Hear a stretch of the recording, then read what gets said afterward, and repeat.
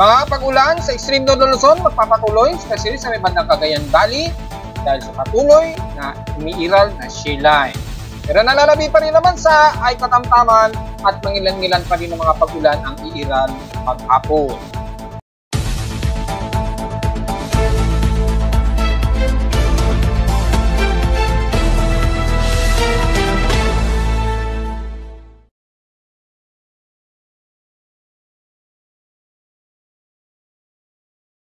Hello, good morning mga folks. Welcome po muli sa ating daily weather bulletin analysis para sa araw ng Huwebes, December 5, 2024. Ang oras sa ating boss may umaga ay alas 10:26 na ng umaga. Pinag-iingat pa rin ang bahagi ng extreme northern Luzon, lalo na sa bahagi po ng Cagayan Valley. Patuloy pa rin kayong inuulan dyan ng mga moderate and heavy rain showers dahil pa rin sa boundary ng shear line dyan sa inyo. So, ingat po sa mga pagbaha. Huwag naman sana magkaroon ng pagbuho ng lupa dahil sa tuloy-tuloy napaka-saturated na ng paligid ninyo dyan sa may bandang Cagayan Valley, kabilang na ang parte ng Tuguegarao area. May mga pagkulog at pagdilat tayo, may mga 8 lightning strikes na nadedetect ng ating lightning detection system sa may kalurang bahagi ng Luzon, especially sa may bandang boundary ng Zambales at Pangasinan area. Ingat po sa mga pumapalaot ngayon, ibig sabihin lamang yan may mga ilang kalat-kalat na pag-ulan ang umiiral. Pero sa ating Doppler radar imagery, dito sa bahagi ng Metro Manila ay katamtaman lamang ang water vapor concentration. So, patuloy pa rin makakaranas ng gloomy na panahon at overcast, especially dito sa Metro Manila. Sa ngayon, ayon sa data feed ni Pag-asa, nakataas ang thunderstorm watch sa NCR as of 10 o'clock AM. Kasama ang Metro Manila, Bulacan, Laguna hanggang Cavite po yan. So, halos maghapon, nakataas daw ang possible thunderstorm o localized thunderstorm. Well, isolated ang mangyayari dito just in case po mga folks. Natural po yan sa ganitong klima. At sa ating current conditions, overcast, gloomy, at haze at ilang kaulapan ang umiiral. Pero most of gloomy tayo ngayon dahil medyo nagmo-moderate pong ating air concentration mula kahapon pa na tumataas. Not sure kung thermal inversion ito o dahil dun sa pagbuga ng malakas na Taal volcano noong isang araw. So, nasa model po ating air quality. Magmask po tayo sa mga sensitibong mga baga. At sa ating status, bukod sa few clouds, ay magiging maaraw din. Pasulpot-sulpot. Kasi sa ating CCTV snapshots, ayan, maaraw naman sa amin, pero mostly haze po ang paligid namin at very gloomy. So, magmas na lamang po at the same time, huwag masyadong magbibilad. Medyo mataas po ang ating UV index. So far. Sa ating lowest temperature, nakapagtala kami ng lowest temperature kaninang 5:14 AM ng lowest of 25.2 degrees Celsius. Kahapon, nasa 31.4 degrees Celsius lamang ang pinakamataas naming air temperature na mabot ng 31.4 kahapon ito ng hapon at 1:04 PM, meaning mananatiling mababa pa rin ang aming heat index. Pero pasok siya sa pinaka-danger level at 41.5 degrees Celsius dahil medyo umaaraw pa rin dito sa amin sa Caloocan kahapon. At dahil sa overcast ay maglalaro po na maulap at maya-maya magiging makulimlim and then magiging maaraw mga folks. Sa ating naman PH streams in past 24 hours, ang Davao City nangunguna sa may pinakmataas na air temperature daw na umabot ng 35 degrees Celsius ang highest temperature. Sa pinakamababa sa Baguio City ay nasa 18 degrees Celsius. So mukhang tumataas ang temperatura ha. Ibig sabihin hindi masyado lumalamig. Malamang medyo numipis ang ating amihan ngayon. Pero sa gabi mas nararamdaman natin ang mababang temperatura dahil kahapon nakapagtala kami ng maabot pa rin ng 25 degrees Celsius na pinakamababang temperatura. Pero ngayon mas tumaas ng konti sa Baguio, umabot ng 18 degrees Celsius. So, halos hindi nagpapang-abot pa ulit yung ating hangian or numipis lamang ito. Dahil sa mas malakas ang daloy ng easterly trade wind. Sa Inulan naman, ang Tuguegarao nakapagtala ng 63 mm na total rainfall. Pero dito sa amin sa Caloocan, halos diesel rain lamang na umabot ng 0.9 mm ang total rainfall po. Outside humidity, mananatiling mataas ang concentration at 80%. Wala namang itinaas o walang nagbago since last hour. Nanatiling nasa 1,009 hectopascals ang ating barometric pressure at steady ito since last hour. Sa ating high tide and low tide status, so far, minimum low pa rin tayo. So, silipin natin kung mataas ba ito mamaya, just in case tumaas, mamayang gabi. Madaling araw na, kinabukasan. Bago maghating gabi, aabot pa ng 1.2 meters yung magiging taas ng high tide niya. So, ngayon, nasa minimum low pa po tayo. So, layo-layo po muna. Kaya lang ingat po dahil mataas ang gale force winds, lalo na sa may bandang extreme Northern Luzon. At sa may silangan naman ng Northern Luzon o extreme Northern Luzon ay kumaari ay huwag munang pumalaot dahil mukhang delikado. Especially pataas po yung ating inaasang alon dyan dahil sa salubungan po ng shear line ng easterlies rather at ng northeast monsoon na nagdudulot po ng malakas na gale force winds pa rin. Kasabay ng mga matitinding pag-ulan na may pagtulog at pagkidlat. Kung titingnan natin ang significant wave height, maabot po ng 2.5 meters. Yan, 1.25 to 2.5 meters po ang taas ng alon mula sa halos area ng Kalintang Channels at halos buong baybayin ng Northern at Extreme Northern Luzon. Lalo na sa mga malilit natin mangingisda, ingat po at kumari, huwag na lang muna pumalaot kung maliit ang inyong mga bangka. Pero sa mga medium sea crabs, medyo kaya-kaya ito, kaya lang yung hangin na dulot po ng northeast monsoon at yung easterlies, medyo malakas po ang gale warning dyan. So, alis na lamang tayo o alis na lamang po tayo mga folks. Pero sa nalalabi naman sa mukhang maganda naman ang lagay ng alon, ingat na lamang dahil medyo mabugso po ang hangin natin. Malakas po ang daloy ng ating easterly trade winds. So sa ating almanac, sumikat ang haring araw kaninang 6:08 AM at nasang lulubog ito mamayang 5:25 PM. At ang 16% illuminated na po, liwanag ng buwan o waxing crescent. Kasi sikat lamang nito kaninang 9:37 AM at elevation 11 degrees elevation. So kaka-moonrise pa lamang.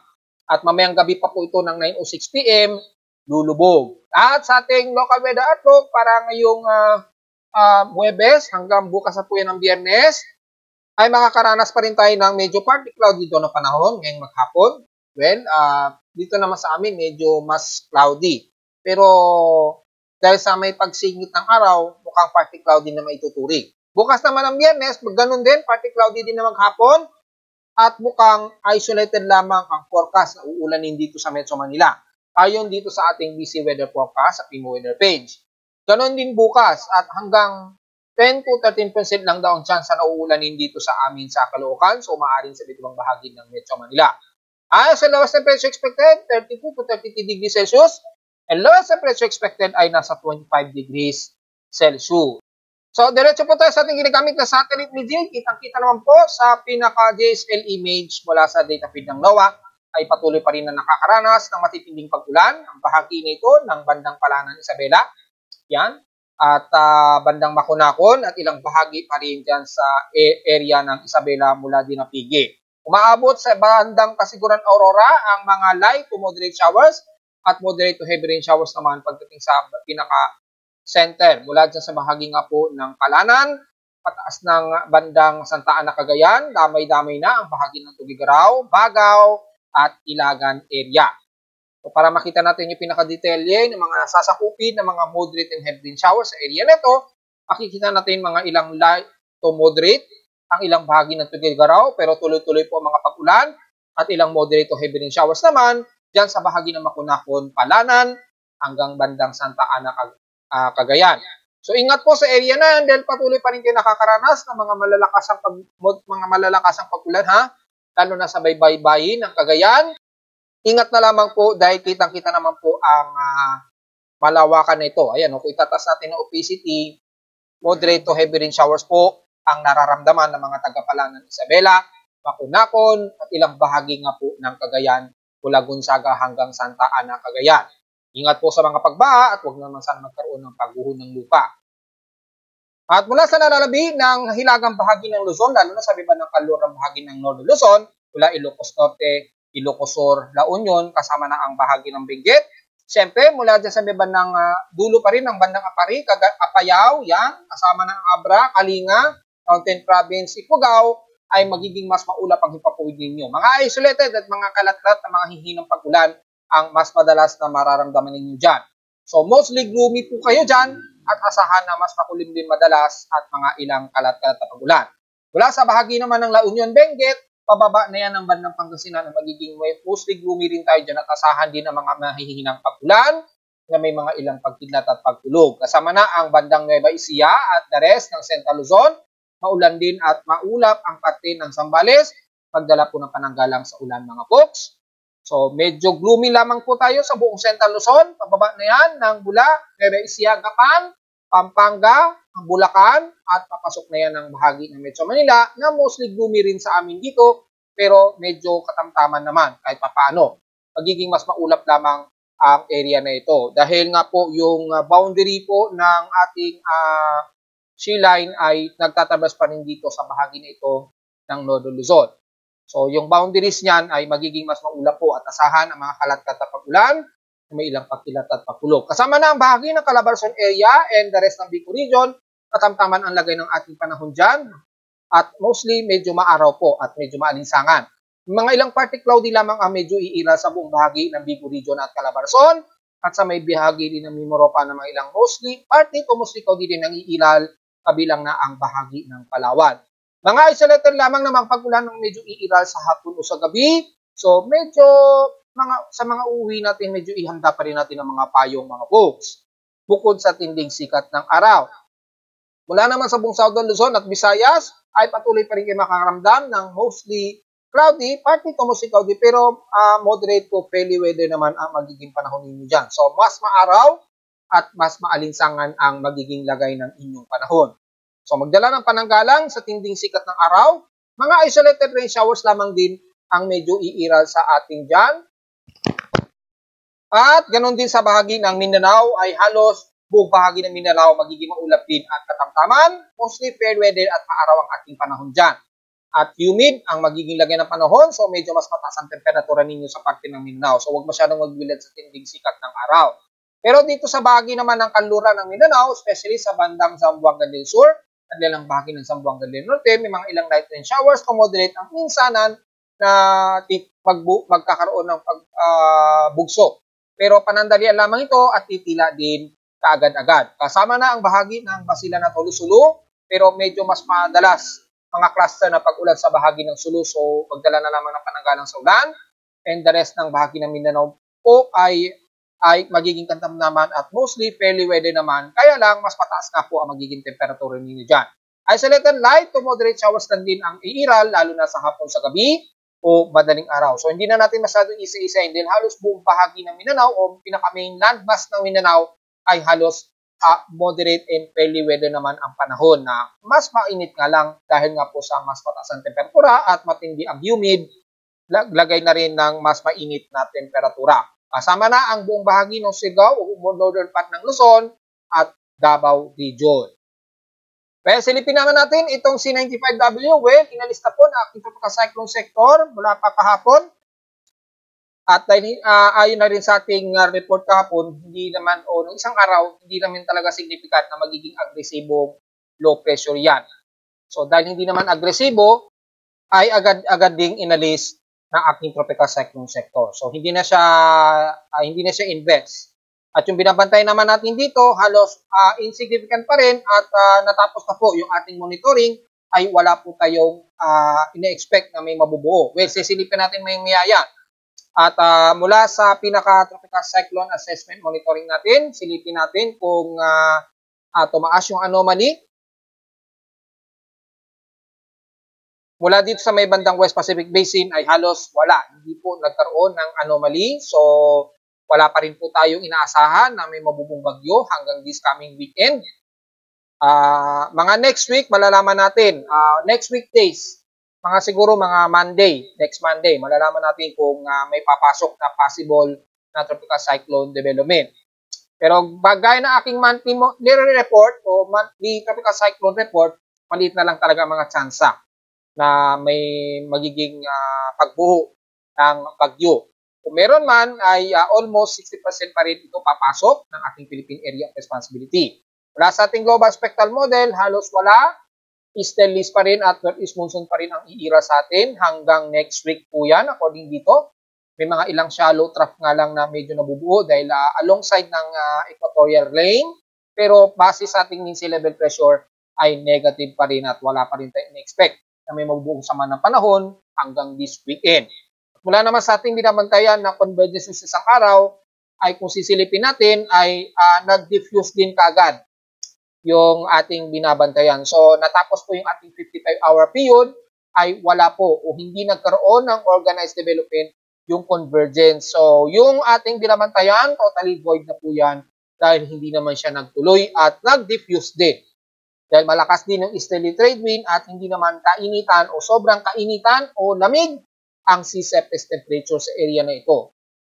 So kung may mabubuo, minsan agad-agad nalulusaw siya dahil malakas po yung environmental steering kasabay pa ng high pressure area sa may bandang itaas. So yan po ang nagiging resulta, agad na di-diffuse. So manatiling wala po tayong mababantayan o namamataan na anumang sama ng panahon sa loob at labas ng ating Philippine Area of Responsibility.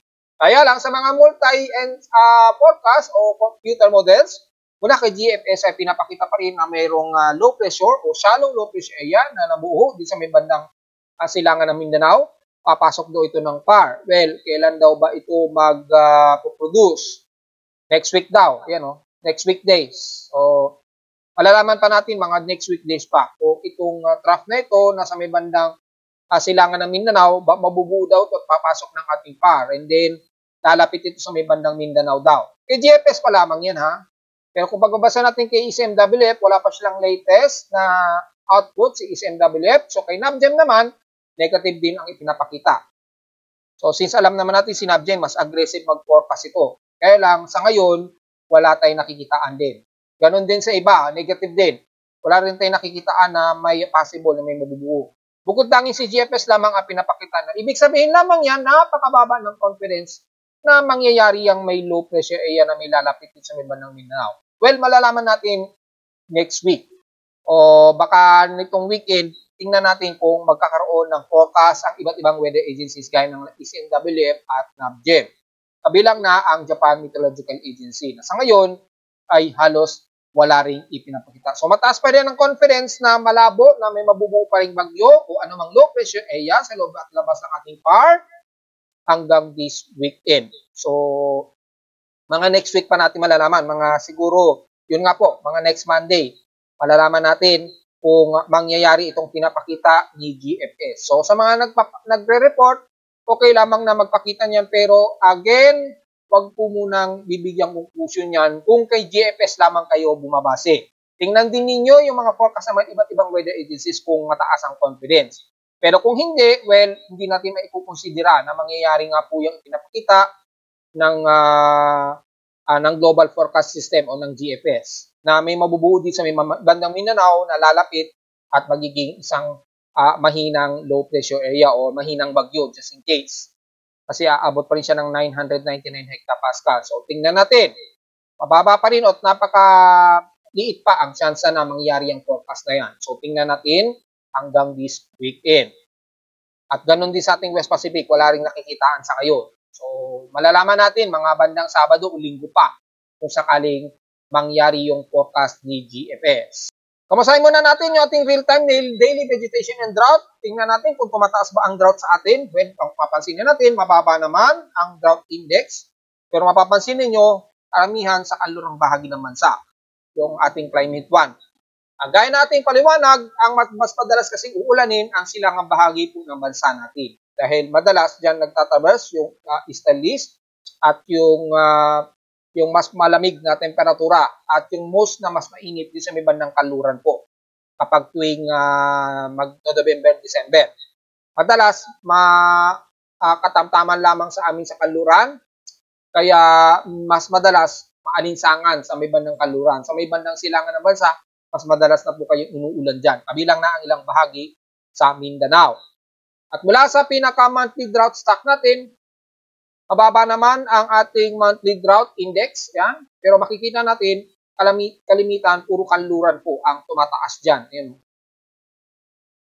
Pero may mababa pa rin siya. Hindi naman siya nagmo-moderate. So, okay lamang yan. Pero kung papansinin niyo sa pinaka-silangan ng bahagi ng bansa, mas malamig at mas madalas inuulan.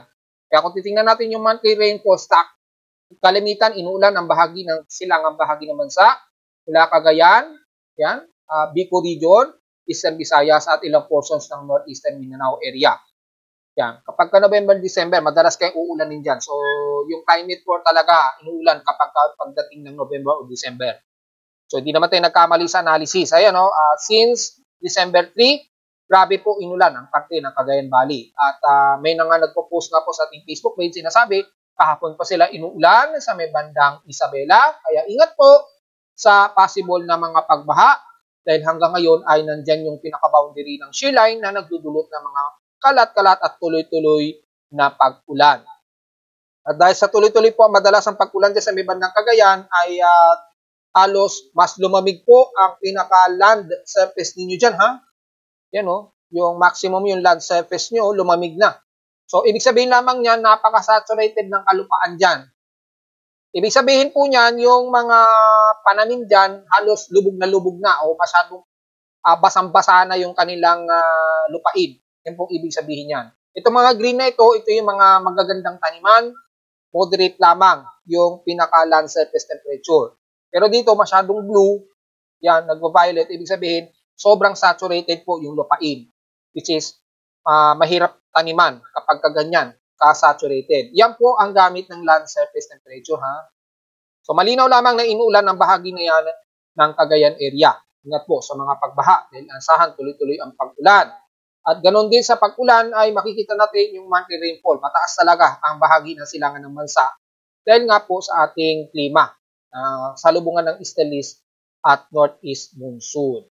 Sa Ulap Mindol naman, so far ay wala pa rin tayong nakikita dito na malakas-lakas sa pagyanig. Pero may mga ilang minor na pagyanig ang nadedetect. Ayan, kitang-kita natin dito.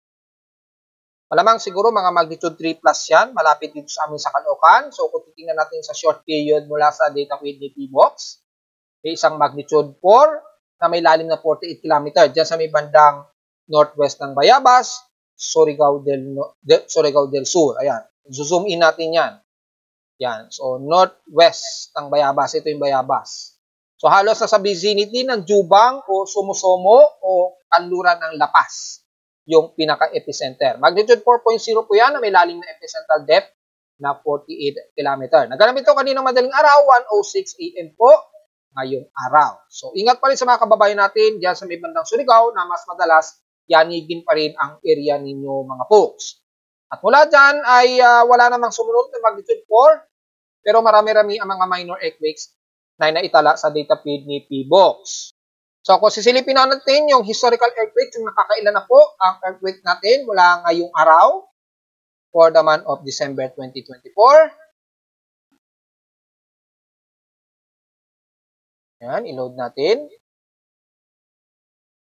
Sa total of 138 earthquakes na po tayo, 130 dito is magnitude 2.0 pataas, 6 sa magnitude 4.0 pataas, at 2 magnitude 5.0 pataas. So medyo konti pa rin yung mga pagyanig ngayon. Well, since nakakalimang araw pa lamang tayo ngayong month of December, so normal lamang po yan.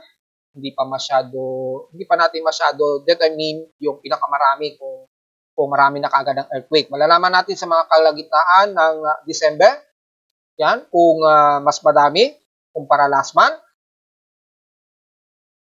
Alis na lamang, lalo na sa may bandang Mindanao, sa may bandang Silangan. Yanigin talaga ang area na yan. Sa Luzon naman, ang banda rito sa may bandang Ilocos Norte, Ilocos Sur. Karamihan nga lang baybayin ang yayanig. Kaya malayo-layo ng konti sa kalupaan. Yan. At din sa may bandang Batangas area. Yan. Batangas at bandang Lubang Island. Medyo yanigin din kayo dyan. At bagamat si Taal Volcano, medyo kalmado naman ang mga pagyanig sa kanya. At narito naman ating 3-day weather forecast para sa araw ng Huwebes, December 5, 2024.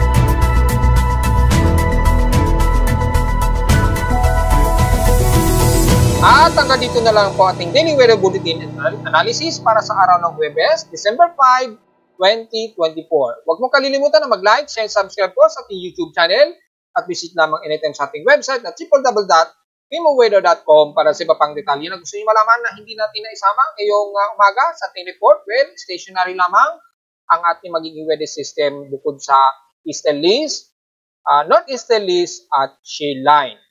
At visit lamang sa ating website sa gusto malaman pa rin pinaka-dynamic events mula sa reading ng aking aparato sa Caloocan at sa data feeds mula sa iba't ibang weather agencies. Maraming salamat po mga folks at magandang umaga po sa ating lahat.